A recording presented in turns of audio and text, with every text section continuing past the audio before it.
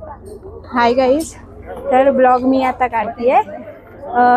काल आपण मुक्तिनाथला गेलो होतो दर्शनासाठी आणि रात्री तिकडे स्टेला होतो आणि तिथून आता म्हणजे सकाळी निघालो आहे आणि आता आम्ही आलो आहे पोखरा आणि तिथून आता पुमनीनाथ करून काहीतरी आहे इकडे ठिकाण, तर तिथे आपण दर्शनाला आलो आहे. आम्हाला काही इथलं अजून माहीत नाही की कोणत्या ठिकाणाला आपण विजिट केलं पाहिजे, पण आता इकडचे जे लोकल सांगतात की इथे तुम्ही गेलं पाहिजे, तिथे आम्ही जातो आहे जेवढं पॉसिबल होईल. कारण आमच्याकडे टाईम नाही आहे आता, आम्हाला रिटर्न इंडियाला जायचं आहे लवकरात लवकर. तर जेवढं होतं आहे आम्ही करतो आहे, पॉसिबल होईल तेवढं विजिट करतो आहे.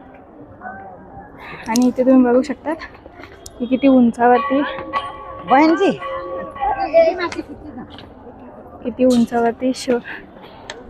महादेवांची मूर्ती आहे आणि आम्ही आता तिथे जातोय.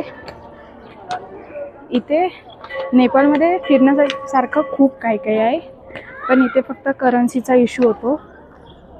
आपली इंडियन करन्सी इकडे खूप जास्त होते, पण इकडचे जे लोकल माणसं आहेत ती रेट असं सांगतात की 20 रुपयाची गोष्ट आपल्याला 40 रुपये ऑलरेडी सांगतात.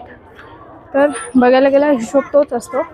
20 रुपयाची गोष्ट 40 रुपये म्हणजे आपले 20 रुपयेच होतात, काही वेगळं नाही आहे. तर आता आपण जातो इथे. तुम्ही पण कनेक्ट राहा आमच्याशी. पुढे जसं जसं आम्हाला ब्लॉग घेता येईल, व्हिडिओ घेता येईल, शॉर्ट्स घेता येतील तेवढे आम्ही घेणार आहोत. आणि हा मी फर्स्ट टाईम ब्लॉगिंग करते आहे, समजून घ्या. थोडं मिस्टेक होत आहे.